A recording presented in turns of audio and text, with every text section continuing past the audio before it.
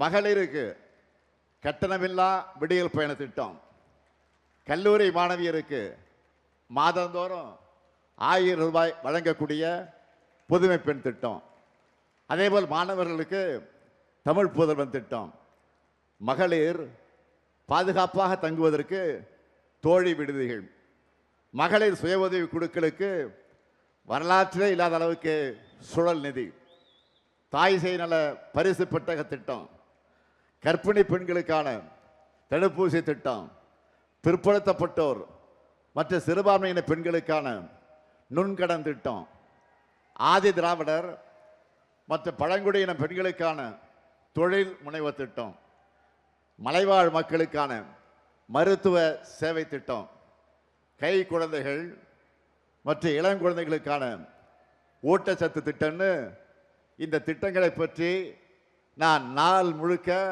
இங்கே சொல்லிக் கொண்டிருக்க முடியும். அதனால்தான் நான் போகிற இடத்துலெல்லாம் தாய்மார்கள், சகோதரிகள், மாணவிகள், இளைஞர்கள்னு எல்லாரும் கூடி அளவில்லா அன்போடு வரவேற்கிறாங்க. குடும்பத்தில் ஒருத்தராக நினைச்சு பாசத்தை பொழிகிறாங்க. மகளிர் சிறந்து விளங்கினா அவங்களுடைய குடும்பம் மட்டுமல்ல, ஒட்டுமொத்த சமூகமும் சிறந்து விளங்கும் என மகளிருடைய உயர்வுக்கு, பொருளாதார சுதந்திரத்துக்கும் நாம் எடுத்திருக்கக்கூடிய முன்னெடுப்புகள் பல மாநிலங்களுக்கு வழிகாட்டியாக இருக்க போகுது. உரிமை தொகை, விடியல் பயணம், புதுமை பெண், தோழி விடுதி மட்டுமல்ல, பெண்கள் பேரில் பதியப்படுகிற ரெஜிஸ்டர் பண்ணக்கூடிய சொத்துக்களுக்காக பதிவு கட்டணத்தில் ஒரு விழுக்காடு குறைச்சிருக்கிறோம். அதேபோல் நகர்ப்புற வாழ்விட மேம்பாட்டு வாரியத்தோட சார்பில் புதுசாக வீடுகளை ஒதுக்கும் போது அந்த குடும்பத்தோட பெண்கள் பேரில் தான் வீடுகளை ஒதுக்கீடு இன்றைக்கு செய்து கொண்டிருக்கிறோம். அதேபோல் குழந்தை திருமணம், குழந்தை பாலியல் வன்கொடுமை, குடும்ப வன்முறை உள்ளிட்ட பிரச்சனைகளுக்கு தீர்வு காண பாலின வள மையங்களை உருவாக்கி இருக்கிறோம். சிறுமிகள் மீதான பாலியல் வன்கொடுமை குற்றங்களில் ஈடுபடக்கூடியவங்களுக்கு மரண தண்டனை விதிக்கக்கூடிய அளவுக்கு சட்டத்தை கொண்டு வந்திருக்கிறோம். டிஜிட்டல் குற்றங்களுக்கும் கடுமையான தண்டனைகள் கொடுக்கிற சட்டங்கள் நிறைவேற்றி இருக்கிறோம். ஒரு குற்றம் நடந்தால் எவ்வளவு துரிதமாக நடவடிக்கை எடுத்து குற்றவாளியை தண்டிக்கிறோம் என்பதனால காரணத்தினால்தான் ஒரு அரசுடைய செயல்பாடு மதிக்கப்படும். அப்படி பார்த்தா 86 விழுக்காட்டுக்கு மேலான வழக்குகளில் 60 நாட்களுக்குள்ள குற்றப்பத்திரிகை தாக்கல் செய்யப்பட்டது இந்த திராவிட மாடல் ஆட்சியிலே தான். இந்தியாவிலேயே பெண்கள் அதிகமாக வேலைக்கு போகிறது நம்முடைய தமிழ்நாட்டில் தான். இந்த சட்டம் ஒழுங்கா சரியாக இருக்கு, பெண்கள் பாதுகாப்பாக இருக்கிறாங்க, அதனால தைரியமாக வேலைக்கு போகிறாங்க. ஏராளமான தொழிற்சாலைகளும் தமிழ்நாட்டை நோக்கி வந்து கொண்டிருக்கிறாங்க. தமிழ்நாட்டுடைய இந்த வளர்ச்சி பாஜகவோட கிளை செயலாளராக இருக்கக்கூடிய பழனிசாமி அவர்களுக்கு எரிச்சல் தருது, வயிறு எரியுது. அவருடைய என்ன ஓட்டம் என்ன தெரியுமா? என்னடா கால்களெல்லாம் தவழ்ந்து போய் கால்களெல்லாம் வாரிவிட்டு ஆட்சிக்கு வந்தோம், இந்த திமுகவும் ஸ்டாலினும் ஒரு தேர்தலில் கூட ஜெயிக்க விட மாட்டேங்கிறாங்க என்ற பொறாமையில் அந்த பொய்யையும் பொருளையும் பரப்புகிறார். பெண்கள் பாதுகாப்பை பற்றி பேசுவதற்கு பழனிசாமிக்கு அருகதை இருக்கா? திமுகவோட பொல்லாத ஆட்சிக்கு இன்றைக்கு எத்தனையோ உதாரணங்கள் இன்றைக்கு சொல்லிக்கிட்டு இருக்கிறாங்க. ஆனால் அதிமுக பொல்லாத ஆட்சிக்கு பொள்ளாட்சியே சாட்சின்னு ஒட்டுமொத்த தமிழ்நாடும் சொல்லிச்ச. அண்ணா அடிக்காதீங்க அண்ணா, வலிக்குதுன்னு அப்பாவி பெண்கள் கண்ணீரோடு கதறினாங்களே, இப்பவும் நம்முடைய காதுகளில் அது ஒழிச்சுக்கிட்டு இருக்கு. அந்த கதறல் கூட பழனிசாமியோட மனசாட்சியை உழுக்கலையா? பொள்ளாச்சி வழக்கில் எப்படிப்பட்ட நாடகங்களை எல்லாம் நடத்தினார் பழனிசாமி. முதல்ல வழக்கு போடாமல் இழுத்தடித்தார், பிறகு சம்பந்தப்பட்ட குற்றவாளிகளை தப்பிக்க விட்டார், பாதிக்கப்பட்ட பெண்களுடைய பெயர்களை பொதுவெளியிலே சொல்லி மிரட்டல் விடுத்தாங்க. ஆனால் அந்த வழக்கையும் முறையாக நடத்தி குற்றவாளிகளுக்கு ஆயுள் தண்டனை வாங்கி தந்து 85 லட்சம் ரூபாய் இழப்பீட்டையும் இன்றைக்கு வாங்கி தந்த ஆட்சி தான் திராவிட மாடல் ஆட்சி. பொள்ளாச்சி வழக்கு மட்டுமா? ஒரு பெண் எஸ்பிக்கு பாலியல் தொல்லை யார் கொடுத்தார்? டிஜிபிஏ கொடுத்திருக்கிறார். அதை பாதுகாத்தது யார்? இப்போ எதிர்க்கட்சி தலைவராக அன்றைக்கு முதலமைச்சராக இருந்த பழனிசாமி தானே. அந்த பெண் எஸ்பியை வழிமறிச்சு ஒரு டிஜிபியே மிரட்டினது பழனிசாமி ஆட்சியில் தானே. இந்த வழக்கில் கூட தண்டனை வாங்கி கொடுத்தது நம்ம ஆட்சியில் தான். இதெல்லாம் மட்டுமல்ல, பெண்களுக்கு எதிரான குற்றங்களும் அதிமுக ஆட்சிகளுக்கும் பெரிய ஹிஸ்டரியே இருக்கு. தருமபுரியில் பேருந்தில் 3 மாணவிகள் எரிக்கப்பட்டாங்களே.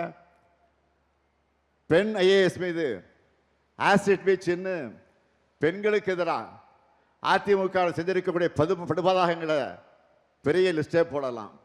ஆனால் பெண்களுக்கு எதிரான குற்றங்களுக்கு மரண தண்டனை கொடுக்கும் அளவுக்கு சட்டங்களை நிறைவேற்றி இருக்கக்கூடிய நம்முடைய ஆட்சி தான் திராவிட மாடல் அரசு.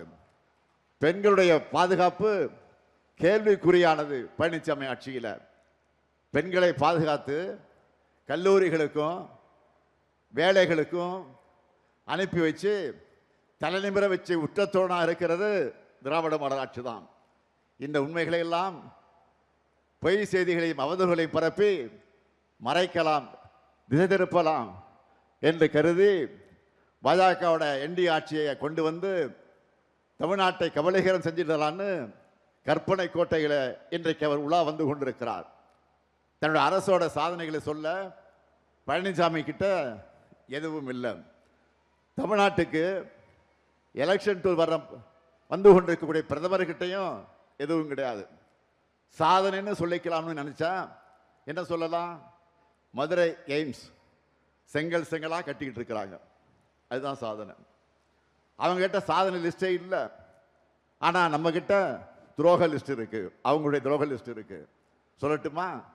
நீட் துரோகம், மெட்ரோ ரயில் திட்டங்களை தராம துரோகம், 100 நாள் வேலை திட்டத்தை ஒழிச்ச துரோகம், சிறுபான்மையினருக்கு சிஏஏ சட்டம் கொண்டு வந்த துரோகம், விவசாயிகளுக்கு வேளாண் சட்ட துரோகம், அமெரிக்க வரி விதிப்பால நெசவாளர்களை காப்பாற்ற தவறிய துரோகம், மேற்காசிய போரில் சிறு குறு நடுத்தர தொழில் நிறுவனங்களை முடங்க வச்சிருக்கக்கூடிய துரோகம், இந்தி மொழியை திணிக்க நம்ம குழந்தைகளுக்கு வந்து சேர வேண்டிய கல்வி நிதியை தராத துரோகம், ஜிஎஸ்டி இழப்பீடு அந்த துரோகம், மாநில உரிமைகளை பறிக்கிற துரோகம்னு இப்படி துரோகங்களின் முழு உருவமாக இருப்பதுதான் பழனிசாமியும் அவருடைய கூட்டாளிகளும் பாஜகவும். குற்றங்களுக்கு மேல் குற்றங்கள் செஞ்சுட்டு தமிழ்நாட்டு மக்கள் முன்னாடி குற்றவாளி கூண்டில் வந்து நின்றுக்கிட்டு நிற்பது யார்? என்டிஏ கூட்டாளிகள். மதச்சார்பற்ற முற்போக்கு கூட்டணி அமைச்சோம். இங்கே அண்ணன் முத்தரசன் வந்திருக்கிறாரு. கொள்கை மாறாமல் இன்றைக்கு நாங்கள் பயணம் செஞ்சுக்கிட்டு இருக்கிறோம். எப்படிப்பட்ட பயணம்? மாநில உரிமைகளை காக்க, தமிழை உயர்த்த, இனமான உணர்வை போற்ற, தமிழ்நாட்டின் தனித்துவத்தை காப்பதற்கு கொள்கைகளால் நாங்கள் உண்டு சென்றிருக்கிறோம். ஆனால் என்டிஏ கூட்டணியை பாருங்க. 2016 அமித்ஷா என்ன சொன்னார்? அதிமுக அமைச்சரவை தான் ஊழல்வாதிகள் நிறைஞ்ச அமைச்சரவைன்னு சொன்னார். ஆனால் அந்த ஊழல் கூட்டம் மொத்தமும் இப்போ அதே அமித்ஷா கூட நிற்குது. சம்பந்திக்கு டெண்டர் கொடுத்த பழனிசாமி தொடங்கி அவர் கூட இருந்த ஒவ்வொரு அமைச்சரும் ஊழல் குற்றவாளிகள் என்பதற்கு உதாரணம் 1 2 குட்கா குற்றவாளி, உள்ளாட்சி டெண்டர் குற்றவாளி, இப்படி 1 டஜன் அதிமுக முன்னாள் அமைச்சர்களை சொல்லலாம். அவங்க மட்டுமல்ல, அவங்க கூட கூட்டணி வச்சிருக்கிறாங்களே பாருங்க நீங்க நல்லா. ஒருத்தர் தேர்தல் ஆணையத்துக்கு லஞ்சம் கொடுக்கிற வழக்கில் சிக்கினவர், இன்னொருத்தர் மருத்துவக் கல்லூரிக்கு அனுமதி கொடுக்கிறதுல மாட்டினவர். உதிரிகளை பற்றியெல்லாம் நான் சொல்லணுமா? இப்படி குற்றவாளி கூண்டல இருக்க வேண்டியவங்க கூட்டணியா வந்து இன்றைக்கு தமிழ்நாட்டு மக்களை ஏமாற்ற பார்க்குறாங்க. ஆனால் தமிழ்நாட்டு மக்கள் தான் அவங்களுக்கு ஏமாற்றத்தை தரப்போறாங்க. இந்த மேடையிலிருந்து சொல்லுகிறேன், என்டிஏ என்னும் துரோக கூட்டணியை தமிழ்நாட்டு மக்கள் ஏப்ரல் 23ஆம் நாள் நிச்சயம் தூக்கி எறிவாங்க. அது உறுதி உறுதி. டபுள் இன்ஜினாவது டப்பா இன்ஜினாவது தமிழ்நாட்டை வீழ்த்தணும் என்ற எண்ணத்தோடு நுழைய நினைச்சா தடம் புரளர் மாதிரி விரட்டணும். நம்முடைய போராட்டம் திமுகவுடைய வெற்றிக்காக மட்டுமல்ல, கூட்டணியுடைய வெற்றிக்காக மட்டுமல்ல, ஒட்டுமொத்த தமிழ்நாட்டுடைய வெற்றிக்காக மறந்து விடாதீர்கள். எனவே தாய் தமிழ்நாட்டை காக்க அனைவரும் திராவிட முன்னேற்ற கழகத்தின் தலைமையிலான மதச்சார்பற்ற முற்போக்கு கூட்டணியை நீங்கள் ஆதரிக்கணும் என்று அன்போடு கேட்கிறேன், உரிமையோடு கேட்கிறேன். ஏன் கலைஞரின் மகனாக என்று கேட்கிறேன். ஈரோடு மேற்கு சட்டமன்ற தொகுதியில் நம்முடைய முத்துசாமி அவர்களுக்கு உதயசூரியன் சின்னத்திலும், அதேபோல் பவானிசாகர் சட்டமன்ற தொகுதியில் இந்திய கம்யூனிஸ்ட் கட்சியை சார்ந்த PL சுந்தரம் அவர்களுக்கு கதிர் அறுவாள் சின்னத்திலையும், முடக்குறிச்சி சட்டமன்ற தொகுதியில் மதிமுகவை சார்ந்த செந்தில்நாதன் அவர்களுக்கு உதயசூரியன் சின்னத்திலையும், பெருந்துறை சட்டமன்ற தொகுதியில் தோப்பு வெங்கடாசலம் அவர்களுக்கு உதயசூரியன் சின்னத்திலையும், அந்தியூர் சட்டமன்ற தொகுதியில் M சிவபாலன் அவர்களுக்கும், கோபிச்செட்டிப்பாளையம் சட்டமன்ற தொகுதி N நல்லசிவம் அவர்களுக்கும், பவானி சட்டமன்ற தொகுதியில் நமது வெல்லும் வேட்பாளர் K சந்திரசேகரன் அவர்களுக்கும் உதயசூரியன் சின்னத்தில் நீங்கள் எல்லாம் ஆதரவளிக்கணும். அதேபோல் காங்கேயம் தொகுதியில் வேட்பாளராக நிற்கக்கூடிய சாமிநாதன் அவர்களுக்கு உதயசூரியன் சின்னத்திலும், ஈரோடு கிழக்கு சட்டமன்ற தொகுதியில் இன்று இரவுக்குள் நம்முடைய ராகுல் காந்தி அவர்கள் காங்கிரஸ் கட்சியுடைய வேட்பாளர் அறிவிக்க இருக்கிறார். காங்கிரஸ் கட்சி சேர்ந்த அந்த வேட்பாளருக்கும் நீங்கள் கை சின்னத்தில் உங்களுடைய வாக்குகளை வழங்கி பெருவாரியான வாக்கு வித்தியாசத்தில் வெற்றி பெற வைக்க வேண்டும் என்று நான் கேட்டுக்கொள்கிறேன். தமிழ்நாட்டை தொடர்ந்து வளர்ச்சி பாதையில் நடைபோட நீங்கள் ஆதரவை தந்திட வேண்டும். அமையவுள்ள திராவிட மாடல் 2.0 ஆட்சியில் தன்னகரில்லா தமிழ்நாட்டை உருவாக்குவோம். உலகமே திரும்பி பார்க்கக்கூடிய அளவுக்கு உயர்த்துவோம். ஆதரிப்பீர். மதச்சார்பற்ற முற்போக்கு கூட்டணி வேட்பாளர்களை வெல்வோம் ஒன்றாக, வெல்வோம் ஒன்றாக, வெல்வோம் ஒன்றாக. நன்றி, வணக்கம்.